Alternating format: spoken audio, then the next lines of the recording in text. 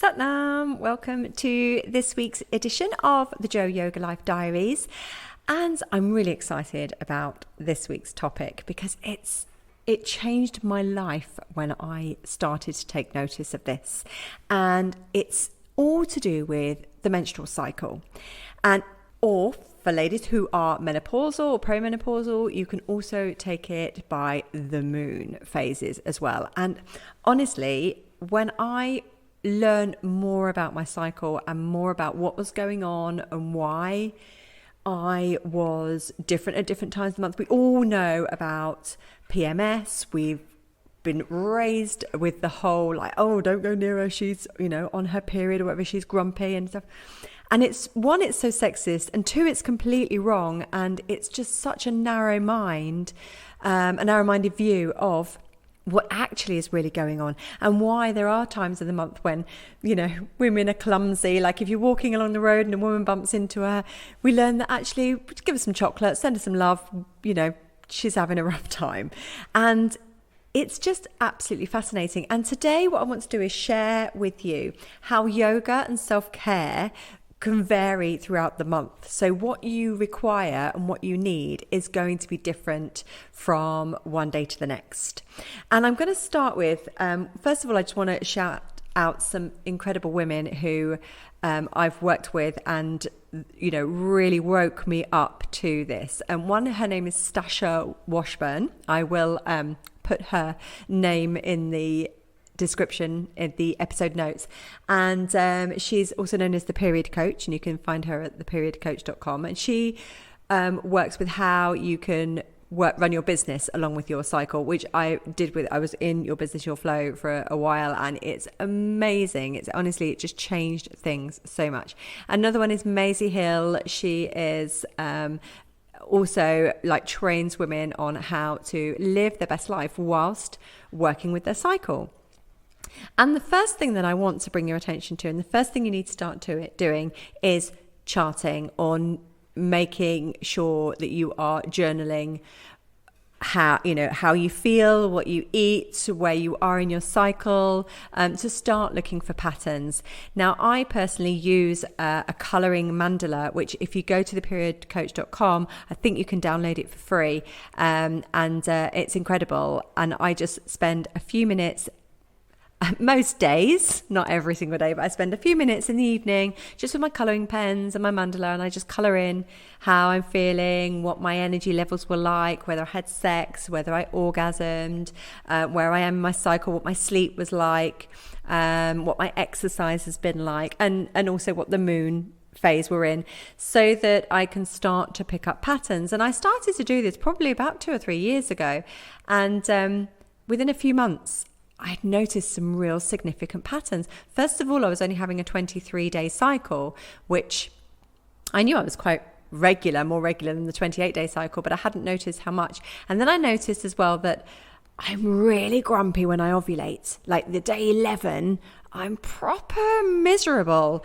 And of course, now I know why. And also it means I can plan my work life, I can plan my social life around what's going on with my cycle. It makes sense to not book a huge party or a dinner party when I'm going to be ovulating and I really don't want to be around anyone because I'm so grumpy.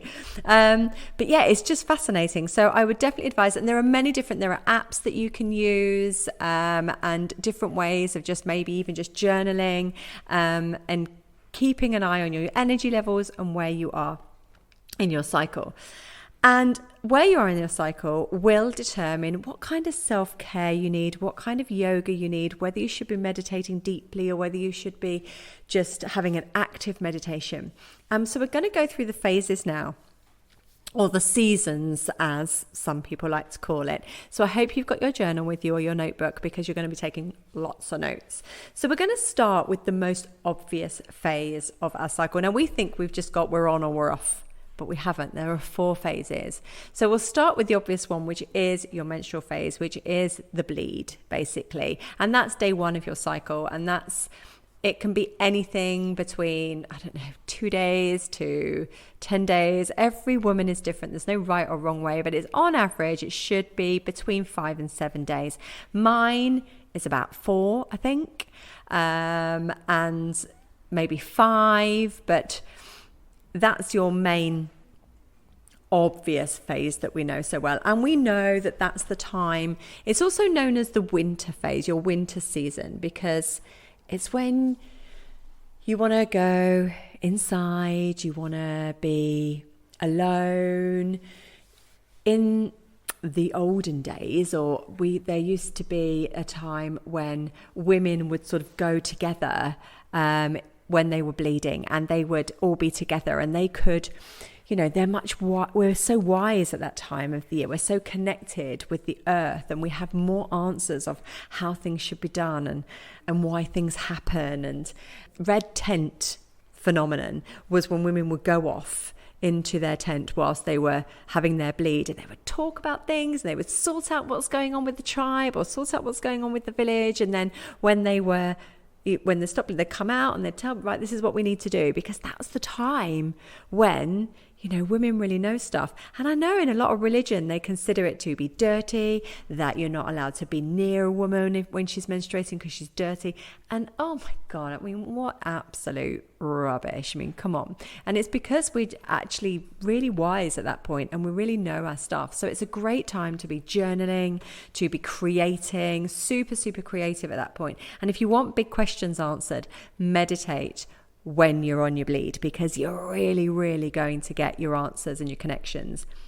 With regards to self-care, it's the time to have gentle, slow self-care. So those lovely warm baths, heat packs if you get cramps and things like that. It's the time to just let your body cramp. If you're having cramps, it's because your uterus is trying to get rid of the lining, and that takes some doing. So sit down, rest, have a heat pad on your tummy and take the rest, okay? Sometimes I often find it nice to go for a walk, and that movement can tend to release it a little bit.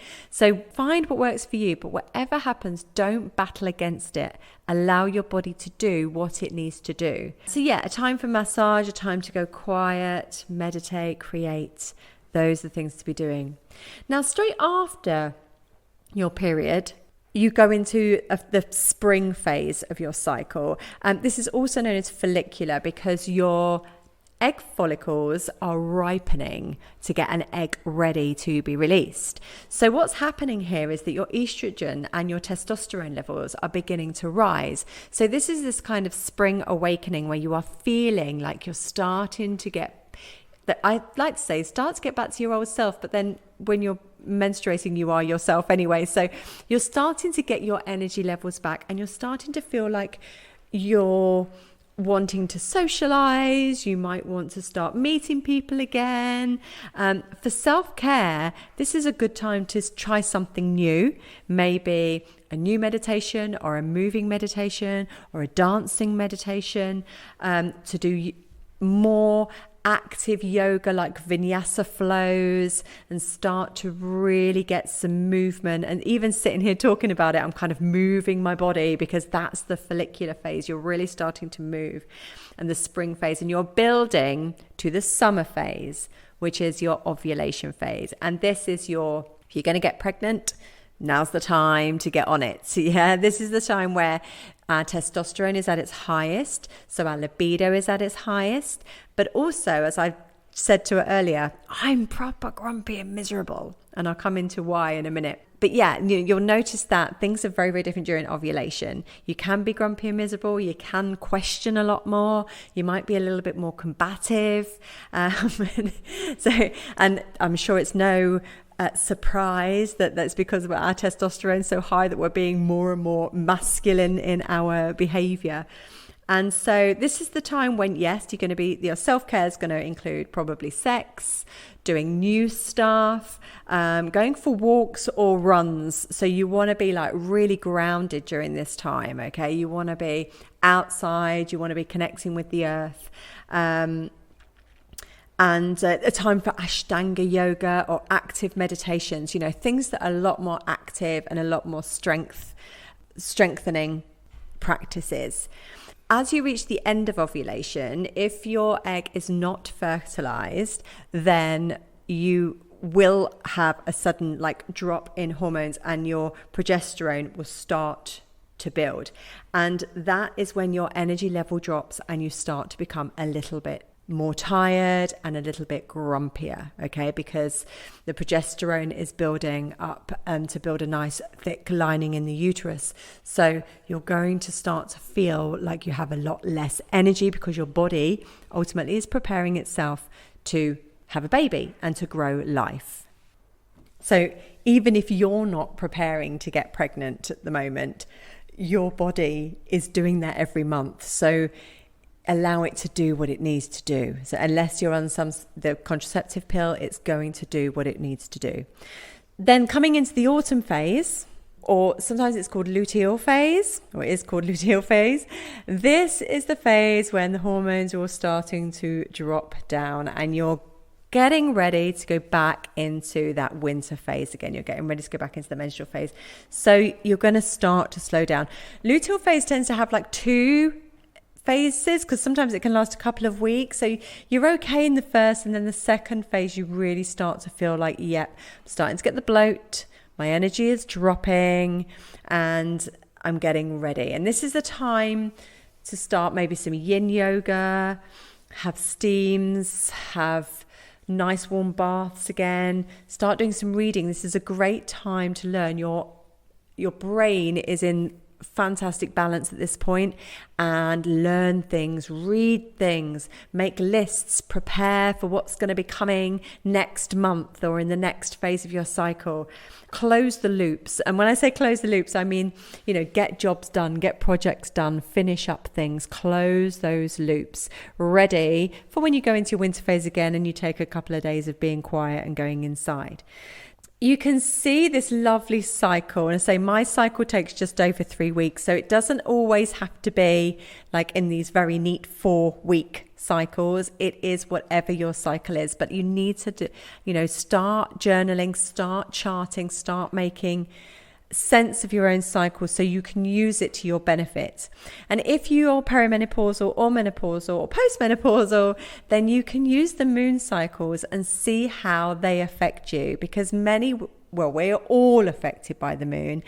Some are affected in different ways. Some people have their energy at the new moon, some people have their energy at the full moon. It's totally different, but you have the 4 phases of the moon. You have the waxing, the waning, the full, and the new, and they're exactly this. And I say they're exactly the same, but we tend to use them in the way like summer is the full moon, so autumn is the waning moon, winter is the new moon, spring is the waxing moon. So you can, they still have those 4 phases and see how they correspond with you and your cycle. So, how amazing are our bodies? I think it's just fascinating. And once I learn all of this stuff about me and about how, it's totally acceptable for us to be on this emotional journey, because our bodies are incredible what they do. And when we learn when my best time is to record my podcast, or my best time to do my video stuff is, obviously that's all around ovulation, when I've got the best, I want to talk and I'm wordy and I'm confident.